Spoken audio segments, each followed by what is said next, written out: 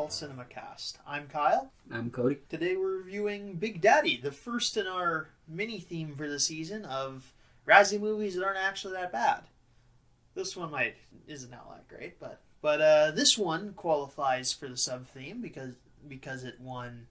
Adam Sandler won Worst Actor, and he also was nominated for a Worst Screenplay award of the Golden Raspberries with Steve Franks and Tim Herlihy. And yeah, this is one of his. He's already at this point had like quite a history with the Razzies. He was nominated in 1996 as Worst Actor. In 99 for this. He'd be nominated again in 2000 for Little Nicky, and those would be his again in 2002 for 8 Crazy Nights, and then he's gone for 2017.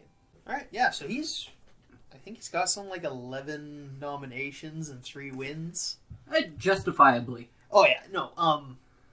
And this happens in his golden age of Sandler movies when you're getting this, Waterboy, Happy Gilmore, Billy Madison. Yeah. I guess you get 8 Crazy Kindergarten Nights. Cop. No, that's no. No, that is. No, that's Arnold Schwarzenegger. What was the one where he had to go back and?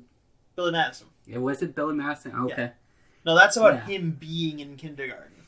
Kindergarten Cop is a movie about Arnold Schwarzenegger protecting this kid who's. Which I think I probably would have watched that. I have Kindergarten Cop 2 on DVD somewhere. More than I would have liked.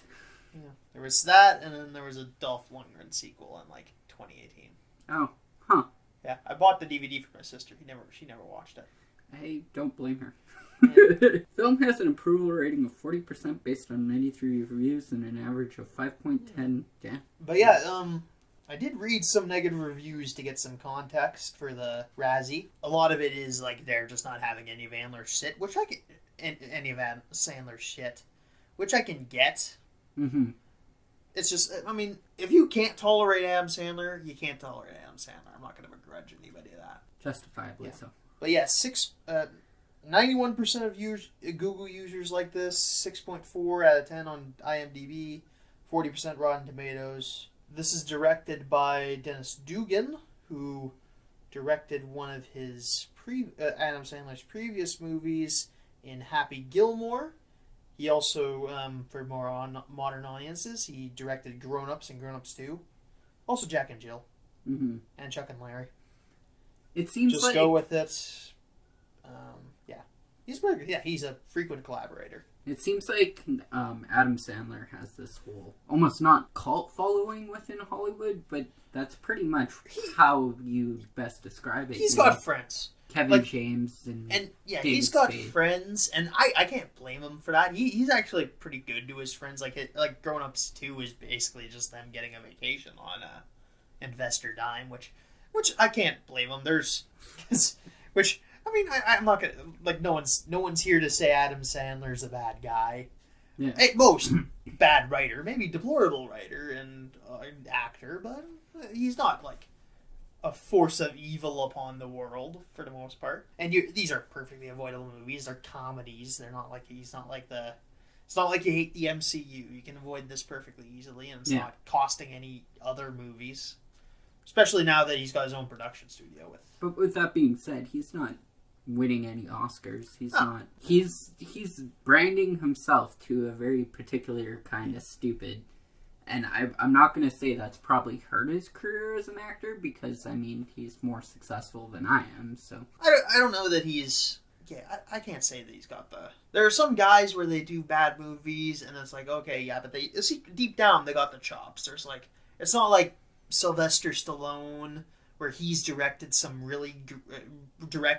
or been in some really good movies, mm-hmm. and is just like secretly... But it's just... turned bad, and it just doesn't have the consistency that people would like. It's just like he's more like you get more of his negative aspects, and even in his golden age, he's hit and miss. Like you get Little Nicky the year after this. There's several bad movies. He already has a bad reputation at this point. One of those things. Also, the Sprouse Twins. Yeah. In one of their early roles, they play collectively the the kid, Julian. And that's what I was wondering, because I didn't realize it was both of them. Yeah, I think that was a confusion upon our initial Wikipedia search, where they had only listed Cole. But later, as you dig deeper into it, you realize that Dylan's involved too. You also got Jon Stewart. God damn it, I thought I muted that. You also got Jon Stewart. Yeah, he's decent in this. I did also look up some reviews. Oh, it's good. Actually, that's a business text, people. It's my friend Brett telling me to mention the movie Styx, or not the music of Styx. Yeah. Okay. Yeah, because that's a plot point. We'll have to remember that. The soundtrack in this was actually pretty decent. They had a couple of good songs, like "Save It for Later" by the English Beat, which has become more popular than it was earlier because of the new Spider-Man in Homecoming. They had. What's the cover at the end of the movie when he's studying? What's it of? Sweet Child of Mine? Yeah. By Kansas. But I don't know who was covering the song. The original song was by Kansas. Oh. Yeah. No, it's by... Sweet Child of Mine is Guns N' Roses. I'm thinking of Carry On My Wayward Son by had that same thing. Yeah, they're kind of similar. But yeah, there's decent music in this. I did look up some of the bad reviews. Personally, a Roger Ebert one that was... Oh, Sheryl Crow. That's who was doing the cover. Sweet Child of Mine was done by Sheryl Crow. So. Yeah, neat. But yeah, I read a Roger Ebert review that was weirdly homophobic. Yeah, no, it's really takes issue with the gay characters being in the movie. I want to stress this isn't... Who's Robert Ebert? Roger Ebert is a big movie critic. Oh. Of Siskel and Ebert. I've never heard of it. Oh, they're Ebert's passed away now. Mm-hmm. But he was a big time movie critic who's very influential. But yeah, I'll get back to them because I'll say some stuff. The movie opens with him in bed getting a phone call from his dad who's giving him shit about being a lazy piece of shit who doesn't do anything. And that he should take the damn bar exam like he was planning. Yeah, okay. Yeah. So essentially his situation is he got ran over by a cab, which got him in a lawsuit, and then he won $200,000, and he's been coasting off that for a while. I don't know if that math adds up, because he ripped in the bar, got hit by a car, or ran over by a car. No. Do you think he paid off his student loans? I don't think he's deep in yet. If he's not deep in, also his dad's a big lawyer, so he's probably he might have paid for some of that. That's fair. Also, it's I'm given the impression that he's roommates with Jon Stewart. Yeah, this is a young Jon Stewart in this. Yeah. He's all right. He's not in a ton of the movie. He's in a bit toward the beginning. He gets some phone. Yeah, he gets a phone call, and then he's in at the end. But he's relevant to the. So his girlfriend is threatening to leave him. He had, at this moment, had turned off the alarm, so she's missing a business meeting. So she's telling him, okay, I'm going to think about our relationship while I'm in a business trip. And she's probably going to dump him, that he needs to take things more seriously. He works 1 day a week as a toll booth worker, which I guess supplements him a bit. Which, I don't know if math adds up on this. How much money a toll booth attendant worth? That is probably my dream job, to be honest. Just... sitting there in a booth all day, really not doing anything except for taking tolls. Our next scene, we get him heading back to the other end of the apartment, I guess, to go to Jon Stewart's going away party, I think. Maybe a birthday party, but it's principal because he's going away because he's getting a job in China to do some overseas law work. Because they're all Adam Sandler and Jon Stewart are part of this group of lawyer buddies who knew each other in school. It's 5 guys that all know each other in school. And they're close friends. So he walks in, and they blow this, and they do the surprise, and it's oh, you're not Sonny, and then distracts everybody. Sonny. You're Sonny, and not Jon Stewart. Or Kevin. Sorry.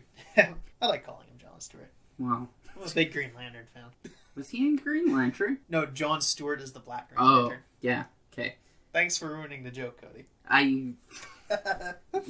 So Jon Stewart's girlfriend whines at him for ruining the surprise, which at this point seems like an overreaction, but later on, you're like, yeah, he's a real dick to her. Played by Leslie Mann. But yeah, and he distracts everyone when Jon Stewart comes in and ruins a surprise, and this brings Jon Stewart's girlfriend to tears. We're introduced to her sister Layla, who becomes more important later in the movie. But yeah, she's really upset by this. It seems like an overreaction now, I gotta stress. But he does quickly. She and Jon Stewart had met when she was a Hooters racist, and he gives her endless shit about that. And it is not justified. It's like they get paid $5 every time they make the joke. Do they? I don't know. It's product placement, I guess. That would make sense, considering they have a scene in Hooters, and also they were wearing Hooters t-shirts. Yeah. The final, the party at the end of this is in a Hooters restaurant, so yes. I guess sponsored. Could be. But yeah, they just do not shut up about it. And it's really bad for the character, and he never stops, really. No. Anytime they're in a scene together, they'll at least mention Hooters. Yeah, he never apologizes, which this movie, all it takes is like a 5-minute scene, bud. Yeah. And it's like, this is really crucial to why people don't like this movie. Like, your enjoyment of this movie will hedge upon your ability to forgive Adam Sandler for what he does in the movie. Yes. And if you don't quite get there, this movie is awful. That's the impression I'm getting. With that being said, I gotta give it up to this lady who put herself through med school while working at Hooters. Oh yeah, she's a doctor now. Yeah, she's a doctor. That's a point they bring up. And it's like, fuck off, bud. It's like those guys that want to like fire preschool teachers because they did porn. It's like, fuck off. They stopped. What do you want? Yeah, exactly. It's like you think the goal would be you think the goal of these people would be like, okay, stop doing porn. Okay, I did. Why are you still mad at me? I think that's kind of, in itself, its own basket of eggs. Yeah, no, they want to shame them for all eternity. And okay, if you're doing porn as a preschool teacher... No, before the preschool teacher. Okay, so before the preschool teacher, the internet's still there. Still, I would think the goal would be to get them to stop doing porn. If they've stopped doing porn, what's the big deal? They're probably ashamed of it. Yeah, well... You can't get anything off the internet. You gotta just forgive it at some certain point. Yeah. I mean, Rebecca Black has a life after Friday at some point. Does she, though? Yeah. Okay, she might have a life. Does she have a career? Yeah, I think she does, like, YouTube or something. I don't think she does. She does something. I think she fell into relative obscurity. No, she does something. I don't know what, though. Okay. I can't remember. I read a thing, or saw a YouTube video or something. Oh, maybe she is a YouTuber. I don't know. Well, good for her. Yeah. No. There is a point after it, and it often takes a long time. That one was also very badly reviewed by critics. Yeah. You gotta do some homeschooling, but it sucks. But what are you gonna do? They're having a conversation during the party with the other 3 lawyer friends, and the one guy is telling them about this case that he's having trouble with. And Sonny points out a thing he can do, and he's like, okay, this establishes that he does know some law stuff. Yeah. So he's not entirely stupid. It just seems like the situation is he started coasting after the accident, because he could for a long time. $200,000 is a lot of money. Oh yeah, that'll get you through a couple of years' rent, even if it's expensive. Well, he's got a roommate, and a lawyer roommate. Yeah. And a job. Like, I don't know why he's getting so much shit. He works. One day a week. He's got money in the bank. He's like, he goes and he's eating out like almost every day. Like, clearly his finances are.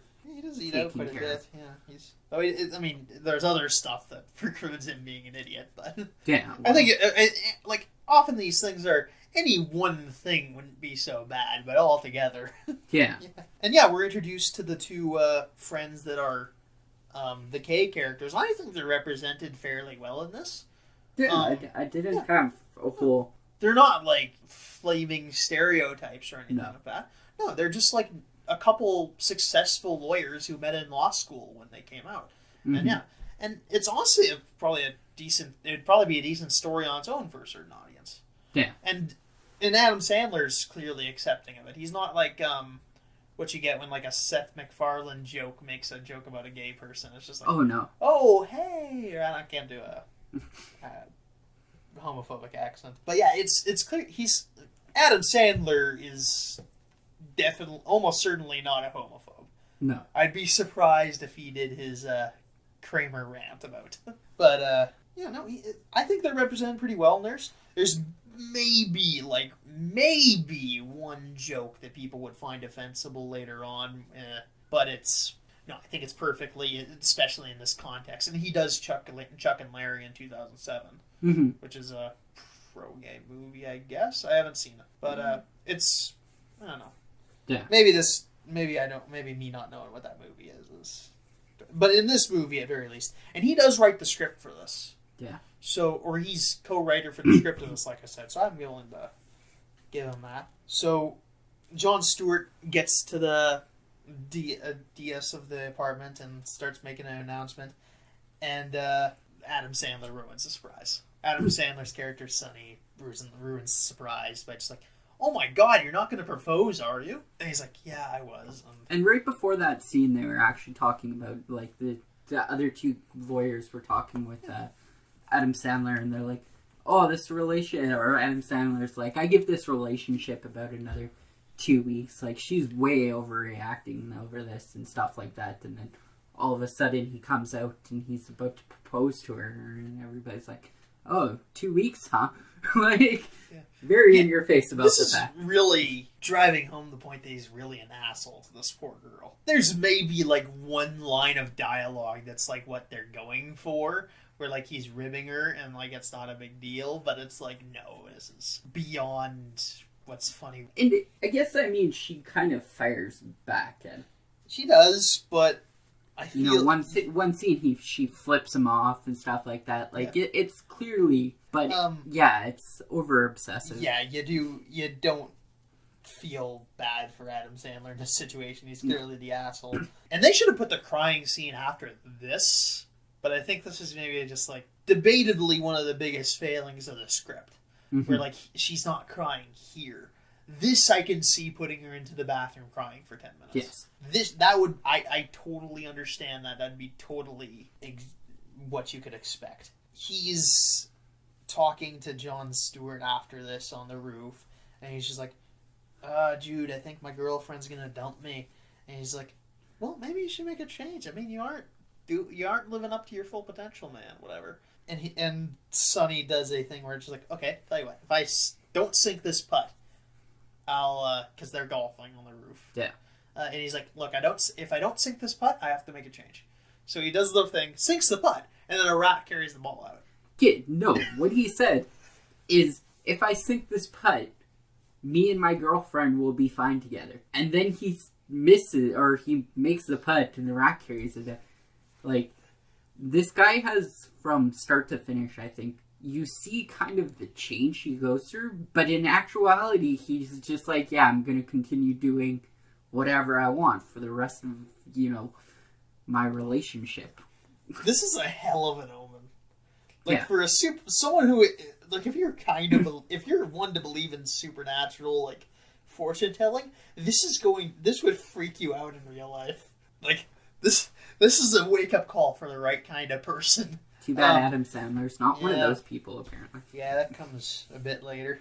So the next morning, he's in the apartment, and Cole Sprouse, some teenager drops Cole Sprouse off at his apartment. Yeah. Or Dylan Sprouse. I don't know. I can't tell the difference. Which, I mean, this is very indicative of early filmmaking. Like, you never see if there's two kids that look. I'm assuming it's because parents can, A, get more money from child actors, and B, because forcing one kid to work, 7 days a week to make a movie, it's easier to split it up if you have twins, right? Well, yeah. Two things. Labor laws are. I know, like with the Harry Potter movies, those kids only work like 5 hours a day or something like that. What? Oh yeah. No wonder it took them a year to make it. Yeah. No. Well, that's normal amount of time, but yeah. No. Because child labor laws in England are. I'm going to say justified, actually, because if you're talking about anything other than a movie, this is... But, I mean, like, 8 hours a day is, like, regular standard. Yeah, but they're kids. Yeah. I mean, you can blame the textile industry for this, but goddamn Industrial Revolution. Wow. But yeah, there's that, and then with twins, you can like if one's Sick. especially not even sick, just like if one's not in the mood, which is especially the issue with young kids. Yeah. Because like and I mean, I know with babies, if you got two baby twins, you can just like, okay, one's crying, we'll take her into the room, put the other one in the basket, and do this scene. Yeah.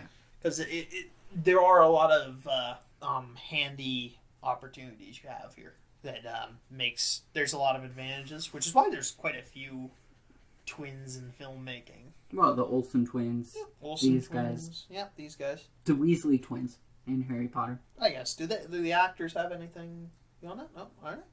Okay. Are they not? Are they? I don't know.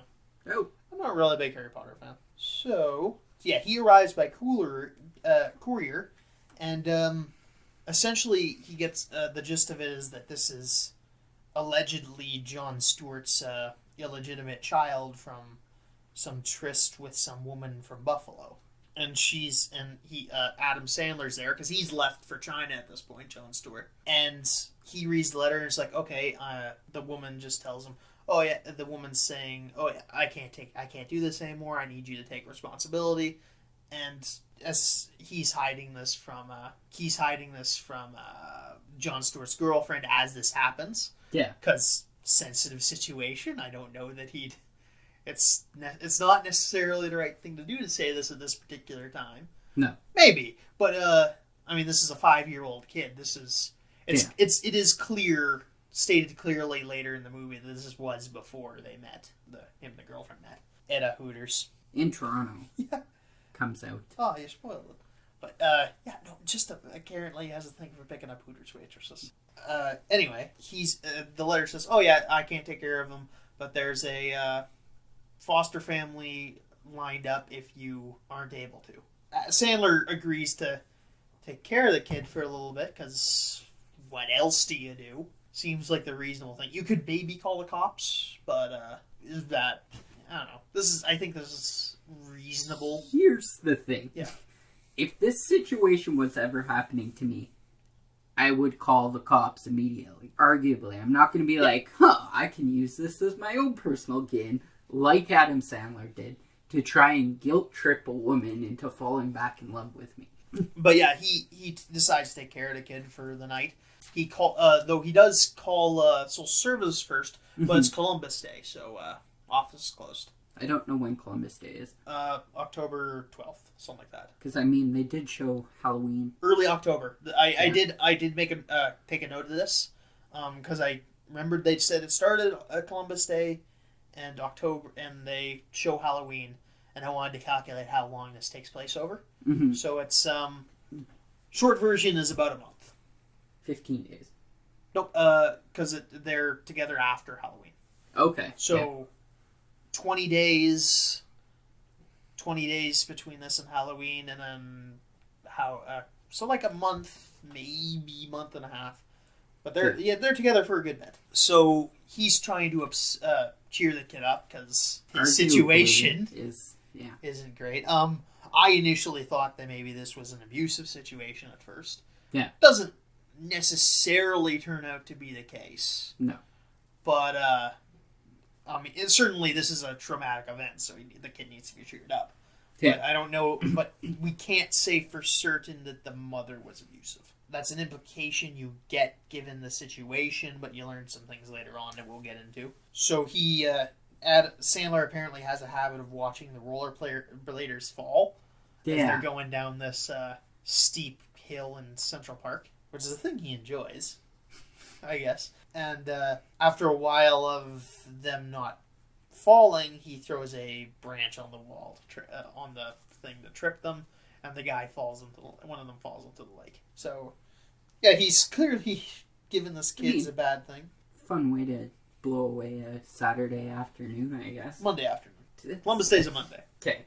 That is not better. Or this Columbus Day was a Monday. Yeah. I suppose I don't know how Columbus Day works. I don't celebrate murderers. Well, it's an American holiday. Yeah. He's also, like, the worst kind of bastard. Yeah, well. I mean, I just make a habit of not celebrating people who depopulated entire sections of the earth. Anyway. Kong?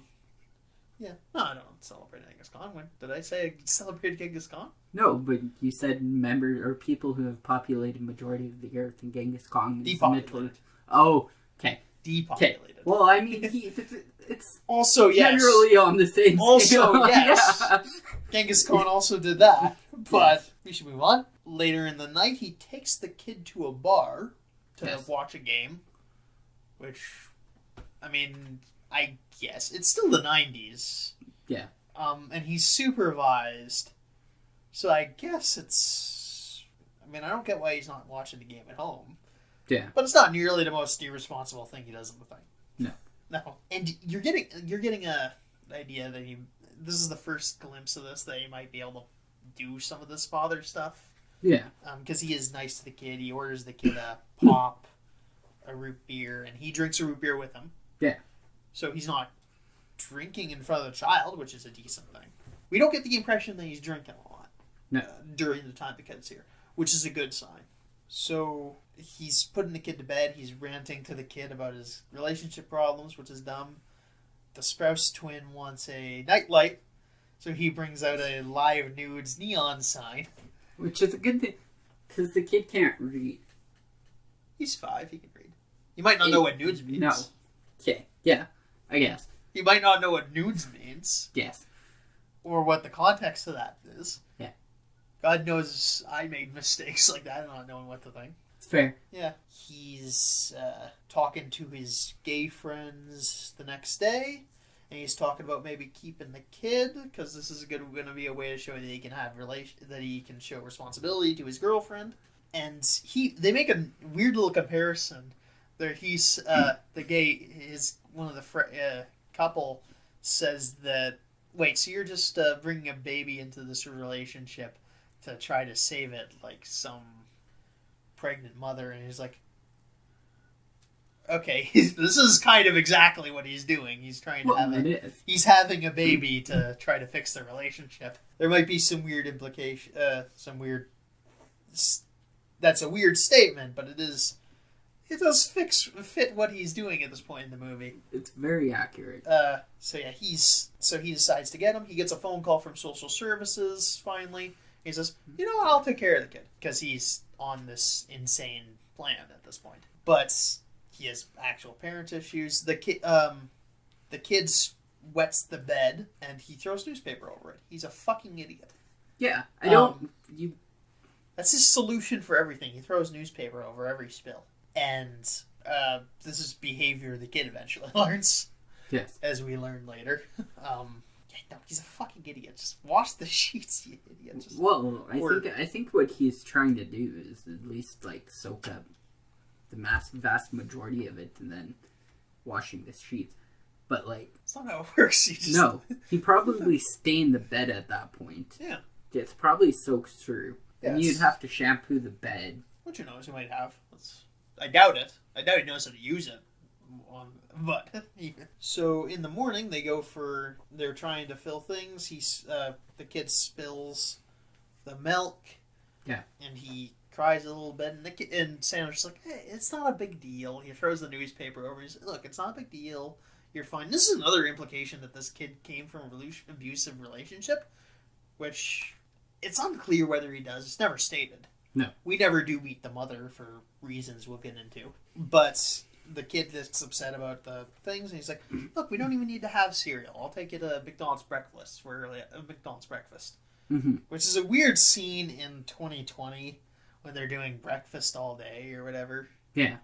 Which is, I want lunch all day. I always want to get like a lunch at 10 o'clock because I'll start work a little bit later in the day. Yeah. Just the opposite issue. And so they start going to the McDonald's. The kid needs to pee. He asks this restaurant guy if he can use the washroom. The restaurant doesn't let him, so Adam Sandler lets the kid pee on the side of side of the building, and has to pee with the kid in order to get him to think it's okay to do it. Yeah. So, yeah, bad influence here. I mean, there's some logic to what he's doing, where he's trying to like encourage the kid to do something good, or encouraging the kid to do something he's scared of doing. But maybe he should be doing this. Yeah. This shows off how he's being a bad influence. And he's like, oh yeah, thanks for the help as he's passing by. Yeah. And they make it to McDonald's, and they encounter a homeless character. Yeah. Who played by Steve Buscemi. Yeah, Steve Buscemi. He is playing a homeless guy in this. Yeah. He's a semi-recurring character. He's in the movie at least 3 times. Yeah, he's in at least 3 scenes. As another one of Adam Sandler's multiple collaborators. Yeah. Him and Steve Buscemi. And then I don't think that's David Spade. In this? The guy who plays the delivery? Because that's a major character that we kind of glossed over. Yeah, I gloss over him in my notes pretty big. He has a delivery guy friend who's a Hispanic character. I don't think it ever stated his... Yeah, it doesn't state where he's from. But he's in like a, I guess, visa situation or maybe illegal. Like the fucking... When I was reading the Roger Ebert review, I went to a Christian movie review website on a lark, and first paragraph, they're like pointing out... That was Rob Schneider. Yeah, they're pointing out the race... They're pointing out that they have some homosexuals and an illegal alien in the movie. Which I can't even conceive of, like, using illegal alien to describe a person with a face. Yeah. I could only ever use that term in, like, the cold... Statistics?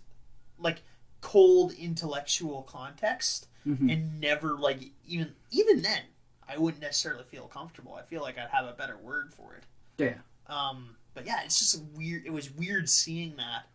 It's like I could never call a person with a face fucking an illegal alien. Just seems really dehumanizing and racist. I didn't read the rest of the paragraph. I was like, okay, I don't want to be here. I don't blame you. Yeah. This guy seems like a douche. Yeah. I don't know who. I don't recall who wrote it. Yeah. I just remember like Christian movie reviews or movie reviews for the Christian mindset. That's something that I don't think I really want to go look into. I mean, after I read that description of Dead Sonia, it's like I don't really have energy to look through Christian review that might be racist. This twin interacts with the homeless man. They get delayed, and they just barely make it in there before 11 when breakfast supposedly ends.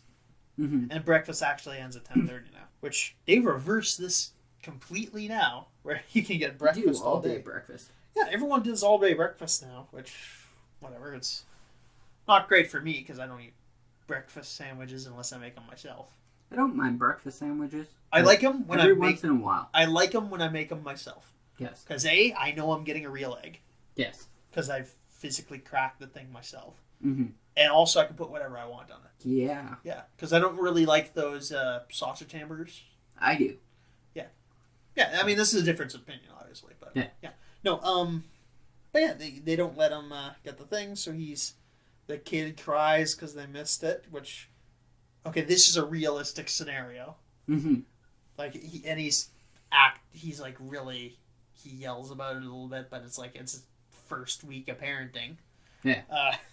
And the one guy judges him, I was like, dude, fuck off, I'm having an issue here, and I'm new to this. I need to get used to kids crying, and he gets him a Happy Meal. And I was like, this is honestly kind of a fairly realistic bit of the movie where like he doesn't know how to handle it and he's just like stressed about it. I could see this happening in a restaurant or see someone telling me about a story like this, and I wouldn't be terribly mad at the parent, I guess, if they started crying. So they're he's walking back home, he's carrying him back home with the Happy Meal, the kid pees on him, I noticed. So, yeah, the kid has an ongoing bedwetting problem, which they mentioned they fix a bit toward the end of the movie, which I think this is maybe, like, stress-related.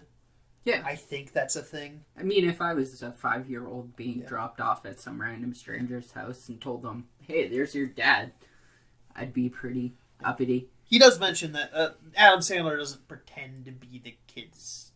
He's straight up with the kid. He doesn't tell him that he's his dad. Yeah.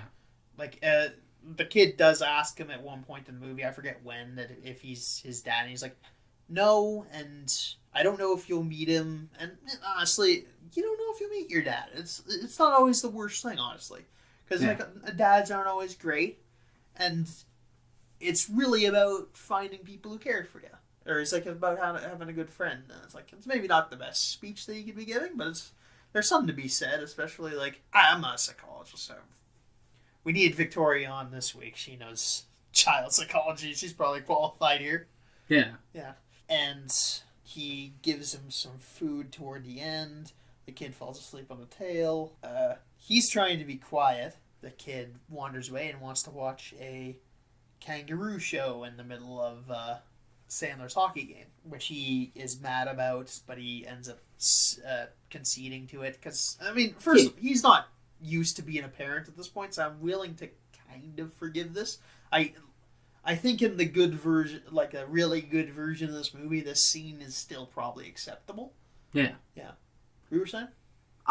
Justifiably, he was very angry with this kid. It was a shootout in OT. It would have taken him like 2 minutes to finish watching it. Yeah. But this kid was like, I want to watch this kangaroo song right now. And he's just like, fine, I cave on you. I'm a weak human being. Here, watch this movie. You're right, Cody. We're Canadian. We should be taking this interruption of a hockey game far more seriously than I am. You made a decent point. This is pre-internet 1990s. Maybe not. Oh, shit, 1998. Right. There's no way he would ever get to watch this shootout. Oh yeah, like 12 hours, middle of the day, in like a sports show, which is on all the time. Why are there so many sports shows? I don't know. It's like, what? Don't you guys get tired? What are you talking about? The kid pukes. At this point, we're introduced to the concept, in the next scene, we're introduced to the concept of the magic sunglasses when he's going to finally meet the girlfriend who's now back. Yeah. So it's been 4 days at this point. He puts on the sunglasses, and he tells him, hey, look, if you do this, it means no one can see you, and like telling him some kid stuff so he's doesn't need to be scared. And this is legitimately a helpful point. Because the main crux of this review is going to be whether or not you think he's a good parent, and you got to talk about every little thing to see what you think, and weigh it all together at the end to see what you like. So now they meet the girlfriend, who he tells them the plan, his insane plan, and yeah, she dumped him and met a new man. Yeah, well, arguably, hey, let's throw a random kid into this shit show that we call our relationship. Like his friends were telling him earlier, this was a bad idea. Didn't exactly work out well for him, and I wonder why that situation is. And the movie doesn't really like this. I mean, it happens after this, but she's met like a really old, like an older guy. Yeah. Like late retirement 60s. Age. Yeah. Early 60s. You don't get it. This isn't as bad as he treats Jon Stewart's fiance. Mostly because he's not being an unforgivable bastard to her through the entire movie. He's just being negligent. It's really a scene at the end that kind of like tells me this movie doesn't like him. Yeah. So he goes to the social services after this and tells them to back out, or is trying to back out because his plan didn't work. They had talked, social services was trying to contact the mother. So here we get the full story. The mother had cancer and is passed away last night as of the conversation. Which, yeah, so we don't really... This is why she's not in the movie. And it really gets rid of an out that they have. Yeah. So this is an interesting problem, at least, and I get why they didn't. And I mean, with that being said, it's not even really a good writing situation where they're just like, oh, you've got a mother gives away a random kid to the father, supposedly, and then all of a sudden, nobody else was in the situation that would be better equipped to pick up the child rather than this estranged father halfway across the country. Yeah. So... I don't think it's that far across. It's Buffalo, New York. Yeah, but in the movie, it was stated later on that they were in Toronto. They met met in Toronto. They met in Toronto, and then they moved to Buffalo. He was living in Buffalo when they sent them. Yeah, this is important. We forgot to mention this, because Sonny had called Jon Stewart and asked him about what happened. And he's like, "I've never been to Buffalo. Obviously, this is some confusion thing." Yeah. And there's really no way to check on this at this point because he's in China. They can't do a DNA test. Yeah. And the mother is now dead, so they can't ask her. So this does prevent them from getting some easy out or like having the police like make her take care of them for a little bit. Though, also, where is Buffalo in? I don't know my Okay. New York geography. It's New York State. Okay. Yeah. So it's generally because the kid was dropped off by some random teenager and was like, "Hey, I got paid $5 to deliver this small child to you," and I was like, "Okay." Yeah, that was a weird moment. I don't really know what happened there. I don't have answers to this. Where did you we pick don't him get up from the bus stop or like? Yeah, we don't get them. No. So the social services guy is just like, okay, yeah, we can take him back. He'll go into like a group home and like a orphanage for a little bit. Adam Sandler's like, that seems okay. I'll tell you what. What if I just take care of him until you sort this shit out, and you can get a and you can get a actual adoption stuff figured out? And he's like, you know what? Normally I wouldn't allow this, but you know what? Let's pretend for a moment you didn't come here, and I'll call you as soon as we got things sorted out. It's also something we're not mentioning. The guy's under the impression that that's the social services is under the impression that Sonny is the guy this kid was sent to. He is not told the full story clearly. We find out later. He admits to actually being Kevin, Jon Stewart's character. So, yeah, this is the thing that gets him really in trouble. Because it's not his kid. He just got left with a random. Here's the thing: arguably, anybody in this situation would do maybe the right thing. And it's not every day that a situation like this arises. For an example, kid shows up at your door, says, "Hey, you're my father." What do? Are you going to be like, "Hey, go back to the orphanage that you came from"? Go to social services? And even at that, he wasn't brought by social services. He was brought by... Yeah, social services hadn't gotten involved when the kid had cancer. Or when the mother had cancer, rather. So this is already this has already gone probably farther than it would have if the officials were involved. Yeah. Yeah, because realistically, if she was, the social services probably would have, if they had done anything, they probably would have contacted Kevin to talk about this before. Yeah. Which, I mean, at this point, cat's out of the bag, but. So yeah, he keeps the kid. He asks. Yeah, this is the point where where we get the conversation about the real dad not mattering, and they have a fun little interaction with a goth character, which is kind of funny. And he's just decides to go with this laissez-faire attitude, and he's just like, "Hey, what do you want to be called, kid?" The kid's name is Julian. He's like, "I want to be called Frankenstein." So he's just like, "Okay, Frankenstein." He calls him Frankenstein for the remainder of the movie. Yeah, good remainder of the movie up until the very end. Though again, I don't know if they call the kid by name after the climax. I don't think so. So it's possible that he kept the name Frankenstein. The teacher called him by his name, but nobody else within the actual current. I suppose the teacher would need to professionally. You'd have to call your kid by its name. Well, you can go by nicknames in school. Yeah. But I think the character we get is a bit prickly, so she might just use the real name out of spite. Yeah. So I'll give him that. But I think modern schools you can give it. I definitely remember filling out things in school that said you could fill out a nickname, and I did have kids that went by middle names. Yeah, that's fair. In school at one point. I don't know. I don't recall the exact situation. I wasn't really friends with them. And I did know a guy who went by Vince, whose name was Braden. Oh, I have a friend named Jim who goes by, or a friend named Logan who goes by Jim. So yeah. So yeah, this is a thing. So yeah, he decides to keep the kid for a while. They have a bonding montage. Next, we see Halloween. That he robs a guy. Sonny robs a guy when he doesn't want to give him Halloween candy. Well, the guy flipped him off from the window because he was on the phone. Yeah.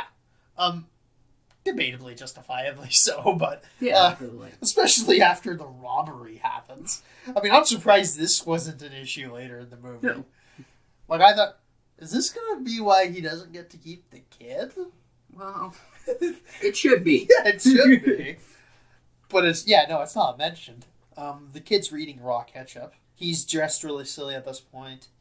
He's got a colander. He's got big grown-up boots on, which are basically chaps. Is that what they're called? Yeah, I think so, because they're not really... Right, those riding legs that you put on to ride horses. Yeah, chaps, or motorcycles. Or horse people isn't here. We need to consult, like, half our friend group for this movie. Why? I also forgot to, like, when you went, early in the episode, one of the people who live in this house forgot their phone up here, and she's a legal student, so I was gonna, on your way out, ask you to ask her about the legal thing, see if that's normal. No, this is definitely not I want to clarify. Situation. It's obviously not normal. I just want to know if you can have, like, 9 legal counsel in the same room. Yeah, I guess there was 4. Because there's legal teams are a thing, but usually there's only one guy in the room, right? Or is that just TV make-believe? Can there be 9 people? I don't think so. Yeah. I don't know if there's... I don't know, like, you can have legal counsel. I don't know what constitutes a counsel. And how many of them can be in the room, really? Well, how much should be in the room? Yeah. All very reasonable questions. Yeah, the court. We'll get to the court scene later. The next scene we get is the kid helping Sandler pick up chicks, and they meet the Jon Stewart's fiance's sister from earlier in the movie, Layla, and they hit it off. They have a conversation about his parenting style, and he's like, "Oh, I'm just letting him do whatever he wants to do. Frankenstein, what do you want to do?" And he's like, "I want to go to school." And he's like, "See, he's making good decisions." Like, I'm surprised.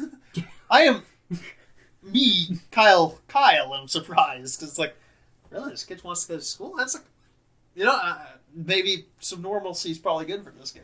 Yeah, but I mean, like, he's 5. Yeah, they got him like for a week, maybe 2 at this point. He's been out of school for like 2 weeks. Absolutely, 20 days. Yeah, because this is after Halloween. Yeah, so this has definitely been 20 days. He's been out of school. So he's probably been in school before this. He's 5. Yeah. Maybe preschool. This is kindergarten, I'm sure. Yeah. Or grade 1. Mm-hmm. Maybe. I don't know they don't state it. But he gets to go to school. Some guy makes a crack about him, like, not trusting the kids at school because, like, a lot of them are troublemakers, and we get a scene of Sandler, like, hanging out at a playground. Well, meeting up with his kid, I suppose. Yeah. And, like, fishing for information, seeing if the kids are bad influences. He's like, "Yeah, you like smoking dope, kid? Yeah, no, good thing. Good, you don't like smoking dope." We're clear on this because later on he's just like, "Don't do drugs to the kids."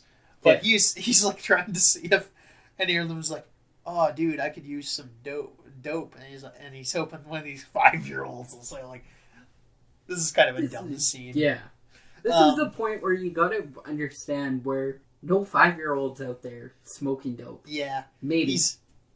I get him being a bit paranoid, and that's where I think they're going with this, but it's a little bit too paranoid. Mm-hmm.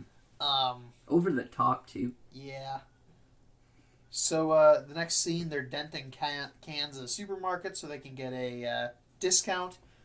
We get a bit of an exposition about his money situation. He's been investing a lot of his money and riding off the stock market. Yeah. So that's a bit of an explanation I get. I don't know how that works. Well, he said he invested in Microsoft. Which I suppose could be good. Yeah, that's a pretty sound investment. Yeah, early 90s, he might be still on the rise with that. I don't know. Yeah. I don't know. 98. I'm not an economist. No. Economist. What's the word for that? economist? Economist. I said economicist. Yeah, that's definitely wrong. Yeah. They meet his sister-in-law and proceeds to be a dick to her. One reasonable jab that I mentioned in the movie is like he points out that her and the kid are wearing the same size shirt. Yeah. Which, if it were just jokes like this would be a lot more defensible. But just stop bringing up Hooters, Adam Sandler. Jesus Christ. Next scene, his lawyer friends are babysitting while he goes on a date with Layla. This leads to the fiance realizing that Layla's dating him. This is a fun conversation.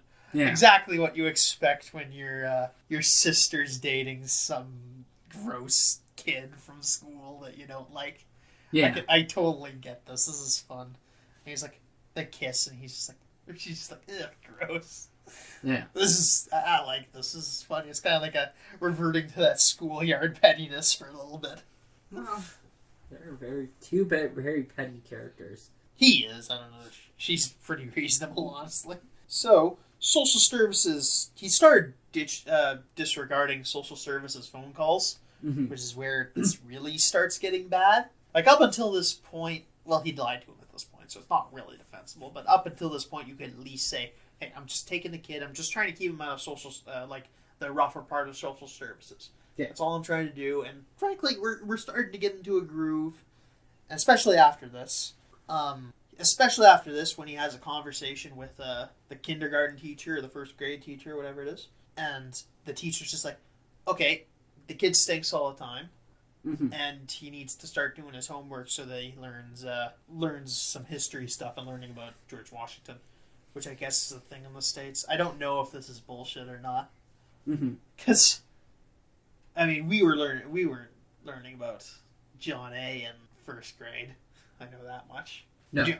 Yeah, grade like 4 or 5, we were doing social work stuff, so like social stuff. Yeah, 4 and 5. Early ones was like world history. Yeah. 4 and 5 was between that there was a bunch of explorer stuff. And then in high school, we were learning a bunch of the Canadian 1867 after history. Yeah. So I don't know. They do things a little differently in there. I'm not sure if this is fake or not. Probably not. But yeah, he has to learn about Ben Franklin for a. And I mean, it's early founding father stuff. It's not too uncommon. Yeah, it's especially the way they know a lot about him. Benjamin Franklin wrote the Constitution and created electricity and was... A lot of our guys just know, John A. MacDonald. If you... most people aren't going to be able to name, John A. MacDonald, McKay, and then... I don't know half those people. Louis Riel, I guess the other big early John one. A. MacDonald. And I guess Louis Riel. Yeah. Although I don't know what he did. I kind of... He was... he did the Métis rebellions, and he's the father of Manitoba. Okay. Yeah. I mean, I guess that's a little more prevalent for you guys because you are closer to, Estevan's closer to the Manitoba border. Yeah. But I grew up in Moose Jaw, and I don't think I've ever... Maybe in high school we were supposed to do a little bit of it, but... Anyway, not important. No. For this. It's very important in real life. Yes. That's not for this. Yes.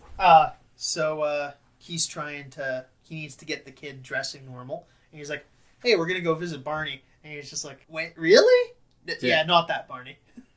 Different Barney. He dresses better. And then they get, tiny suits and, regular... Which we never see, again, later in the movie. Yeah. Which I thought that was fun. I thought I wouldn't have put it past this movie for the kid to go to school in a suit for a couple days. Well, they were sitting there having that conversation about, oh, you need to get your kid doing homework and taking regular baths and stuff like that. The kid was pissing in a pot, in the corner while they were having this conversation. Yeah. And this is the part of the movie where he starts being a decent dad. Before this, you get, glimpses, but at this point, he's actually, getting the kid to do homework, getting him to bathe properly and dress properly. He's actually starting to take care of a 5-year-old. Yeah, we get another montage. At this point, social services comes because the jig is up. They take the kid away because they probably should be. Legally speaking, he doesn't really have too much of a leg to stand on. No. Him never seeing this kid again is completely reasonable in the eyes of the law. and a lot of the viewers. I mean, arguably, you could... Because I do know legal stuff. I mean, at that point in time, he might have some legal say because it's in the best interest of the child, and the child is saying, I want to stay with Sonny. But he's also 5, so I don't think they give them this would be the only option here to say that he's been introducing stability and he's starting to become a good dad, but he hasn't been doing that for long enough to get really props at this point. Sonny decides he's going to fight for the kid, and the lawyer stuff comes into the play. He starts studying the law. Which you should already know. Well, I mean, he's brushing up, because he's really obviously he'd probably realistically be out of practice. And I also don't know if what he was studying was technically custody law, or whatever that might be. Yeah, who knows what he was studying for initially. It sounds like a lot of business stuff, or criminal stuff, or... Could be. Yeah. They seem like business lawyers. Yes. Because he's doing stuff in China, which would imply business lawyering. Yes. Yeah, he does this, he's studying, he watches a bit of the kangaroo tape, which I guess got left behind. Because that was the kids. That came out of the kids' stuff. Mm-hmm. This is honestly kind of pointless, because he has 9 people in the room when he's doing this. He's got his gay friend. 6 of them. There was the 2, then there was Kevin, and then there was the girl. Yeah. Then there was him, and then he calls his dad onto the stage. So yeah. that is only 6. Yeah, Layla's also a lawyer. Mm-hmm. She initially says she's not going to make it, but she makes it. The 2 gay friends are his primary legal counsel. John Stewart comes in from China on his Green Lantern ring to help, and then also the sister helps. And the dad's not legal counsel; he's just in the back for some reason. Mm-hmm. So he's got 5 legal advisors, which isn't like outside of the court. I think this is allowed, but I don't think he's allowed to have like 5 people with him. Not especially when he has written his bar exam. Well, he hasn't. He didn't write it? No. I thought they said rewrite your bar exam in the beginning. Or write your bar exam. I think it's just write the bar exam. Okay. That's not so relevant. Yeah, they start doing this court, which is very unrealistic, I assume. We don't see any of the social services witnesses. Like, they don't call anybody. It's just the... we missed that part of the truck. It's just the Sonny's parts calling. They call the homeless guy, the drunk from the bar, which we had seen earlier, and I guess the delivery boy, his delivery friend. We then they then bring the kid up, and he just tells him, hey, tell us where you're from. And he's like, oh, I was born in Toronto, and then I moved to... And at that point, Jon Stewart kind of like realizes what's going on, because like he has been to Toronto, I guess. Yeah. And I think they realize, oh, yeah, we know vaguely what happened here. Because he was, I guess Sonny was with him when they were in Toronto. So, yeah, there's no real rules here. There's basically no rules. They just let him call lawyers throughout the session. His dad is here. The dad gets brought up. He's only really... He was in the beginning. He had called him once, like halfway through the movie, and now he's brought back up, and his dad's trying to convince... He's honestly the stand-in for the defenses, or... Who's the offense of this? The state, I guess. Would be... He's the dad is the stand-in for the state witnesses, because he's trying to tell the court that he's not qualified to be a father. Yeah. And they have an interesting speech. Like, I'll say it's interesting. I don't know how effective it necessarily is, because he does list a lot of good reasons why you shouldn't be a father. Yeah. And they're all completely valid. I can't really argue with Sonny never seeing this kid again. It's only I'm only rooting for him in the sense of like vaguely emotional reasons. Yeah. But it's completely reasonable to go the other way in this thing. Easily.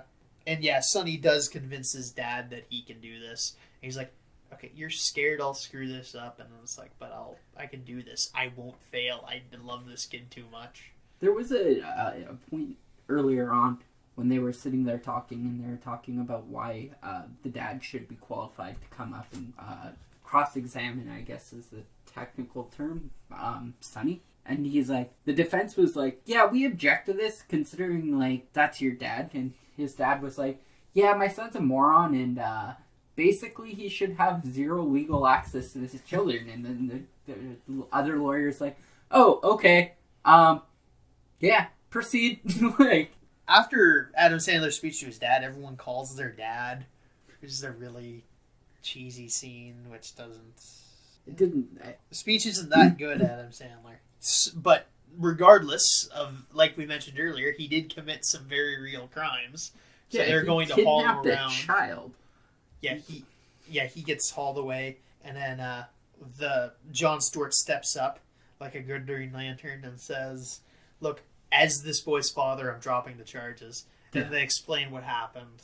And I mean, it's not technically kidnapping that at that point. It might still be. I don't know what the legal framework for is. It's all very dubious. There's a lawyer who is on YouTube who does lawyering, like movies. Yeah, I think I should. I've seen that. I wonder if they did Big Daddy, because probably. I've seen. I feel like I've only seen the ones where they do A Measure of a Man. Is that? It's a Star Trek episode. Okay. Yeah, where they not important. Yeah. So yeah, Jon Stewart drops the charges, which I guess maybe he can do that within the movie's logic. So yeah, they end the movie there, or the movie's pretty much ended there. The kid ends up with Jon Stewart because this movie isn't going to be one of those ones where he gets to keep the kid no matter what. Yeah. And I guess it would be fairly awkward if knowing who the dad is.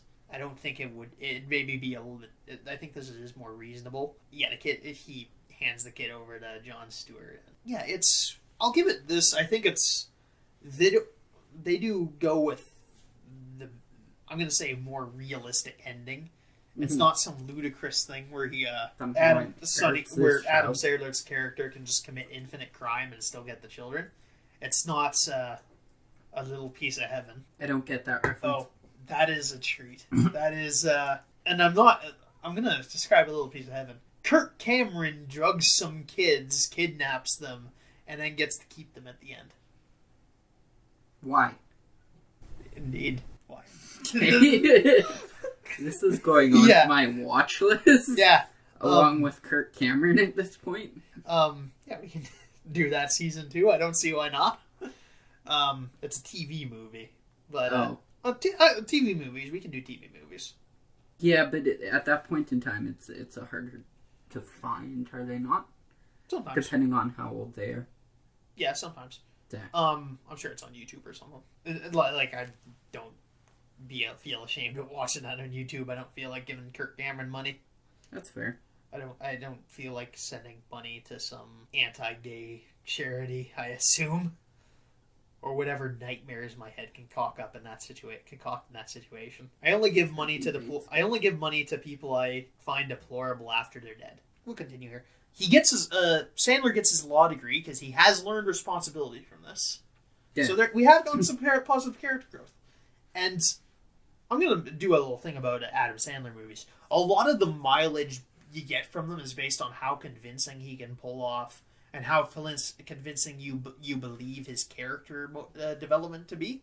Because he has a formula which he sticks to a lot, where like childish character needs to learn to be a man and become a more responsible adult and learning stuff. And I'm describing like 5 different Adam Sandler movies. Yeah, like 8 Crazy Nights, Click, Billy Madison, Happy Gilmore all follow this kind of very basic plot line. Deeds. I've never seen it. Have you not seen Mr. Deeds? No. That's probably the only, maybe besides Click, Adam Sandler movie that I actually enjoyed, but that's because I watched it while I was a kid. Yeah. So like Adam Sandler's charm hasn't quite. But he does have a character arc. And, like, your enjoyment of the movie depends entirely on how much you buy it. Mm-hmm. And there's a lot of logic saying you shouldn't buy it. So, this prevents this from being a good, from being, like, some legendarily good movie. Like, my point is, Golden Age Adam Sandler is still, like, charming. Like, I'm not going to say charming, but it's got an appeal. Yeah. And you lose it very easily, and it's very easy not to follow along with it. He does end up with Layla, and it looks like they have a kid. So he has he has become a better guy. And this is the scene where they realize they're at a Hooters, and his ex-girlfriend's boyfriend is running it. And she's a Hooters girl again, because this movie doesn't like half the female cast. Yeah. It's not as bad as something like Click, which you could argue really doesn't like women on a narrative level. But it's been a long time since. Yeah, no, it's pretty bad. Is it? But like this one has positive portrayals of women in it, I guess. Not all of them are. It's certainly not as egregious as Click will be. But yeah, he does, and he's still close to the kid. So he's kind of like an uncle role now. Which, I mean, arguably he always was. Oh yeah. More than a father role. I don't know, what else can we say? But yeah, this is probably the very close, the end of Golden Age Sandler with this movie. Yeah. Because after this, we get Little Nicky, which is, a lot of people say, is one of the worst ones. At least for a long time it was. I think maybe Daddy's Boy or whatever it is from 2012 is maybe the new one now. But this does indicate his decline as a powerhouse in the I need to watch the rest of the Golden Age Sandler movies, but I think this is the last one. I think that's certainly the last one I'd give a positive review of. See, that's where I'm still on the fence.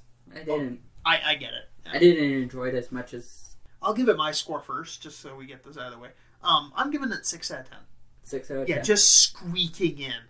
I was debating a 7, but the more I thought about it, I was like, no, I can't defend a 7. Yeah, well, I can't defend even a 5, really. Yeah. I'd put it at a solid 4.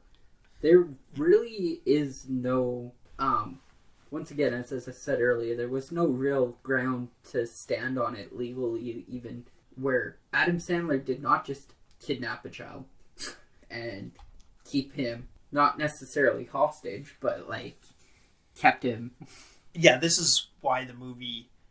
I think 6 is the best absolute review you can give it. Yeah. Yeah, that's what I'm going to go with. 6 is the absolute highest score you can possibly give this. And that's, you can't like the... This isn't in any world an 8 or a 7. And I don't know that... Does Adam Sandler even get above an 8? Is there a 10 out of 10 Sandler comedy? No. And is this even a comedy? That's the question I've been asking. It's not funny moments, but is it kind of just a...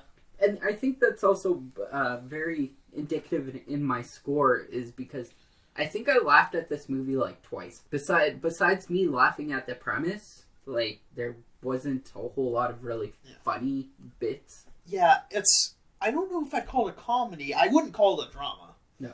I think I'd call it it's a story. And I don't know that you could... I have this issue where people try to fit things into genres. This isn't a good comedy, so it's getting a bad score. And I'm like, yeah, but am I going to review it as a comedy? And it's I'm going to review... I review things on their own 2 feet. I'm not going to stick things into... I'm never going to make the claim as this movie doesn't know what it wants to be. The only... I might say that about Star Wars Episode 9, but I'm say that movie's written by Reddit or something. That'd be my comment. This, I think this movie is what it is, and there's funny moments in it. I don't know if I'd call it a comedy, but I wouldn't call it a drama. It's just a movie with some jokes in it. Dramedy? Yeah, that's a word, I guess. Yeah, there's something to be said about the constraint of genre on reviews, and I'm not going to fall into that trap, I guess you could call it. I like to review things as they are and give them scores based on what they do and how much I enjoyed it, and I don't go in with too many preconceptions. See, I went in with the idea that I wasn't going to enjoy it. I ended up not enjoying it. So, I mean, it lived up to my expectations is all I'm going to say. And the bar was set fairly low. So we're giving it a 4 and a 6. Yeah. What do we want to do next week? What are we rolling? Roll a d20. That is an 11. Oh, that's exciting. No. Number 11, Manos, Hands of Fate. Oh, jeez. Oh, this is going to be fun. Yeah. Claimed to be the worst movie ever directed. Or, somebody claimed that the person going to direct this movie was trying to be the worst movie ever created. Yeah, I will see that. This is going to be... I'm excited. It is, because the way it was shot was completely stupid. There's two types of bad movies. The type you go in like, oh, I don't want to do this. And then there's the type of, I kind of want... this is going to be fun. This is a train wreck. So yeah, I'm excited to see this. This is going to be it's like watching a legend. Yeah. Oh, this was like 2 years ago. This was like 40, 50 years ago. So this is like probably the worst. Going to be the... It's It's the second oldest movie in our... going to be the second oldest movie in the regular season, barring any special we happen to come up with. Yeah. But yeah, I'm looking forward to this. See you kids next week. I need to get on to figuring out how to watch Manos, Hands of Fate. Pretty sure it's on YouTube. Probably. I don't think you can buy it. Well, maybe not buy it. But anyway, they might have. See you next week, kids. Hey kids, I'm Editor Kyle. I differ from the Kyle you just listened to in that I have finished editing the episode, including the stinger, so I can inform you of the status of the show. So next week, because of COVID-19 concerns, we are going to be recording the episodes remotely, which sucks, but what are you going to do? So yeah, maybe expect some technical difficulties, but yeah. Common attractions, as you know, this was the first episode of the Razzie winners that aren't actually that bad series. There may be another one in the next few weeks. At latest, there will be one in early May for thematic reasons. But yeah, next week we're doing Manos, Hands of Fate, so make sure to tune in for that. You can follow us on Twitter at KCCCC and follow us at Facebook at Kyle and Cody's called CinemaCast. Remember to leave us those 5-star reviews in iTunes and also circulate the links if you. As always, see you next week.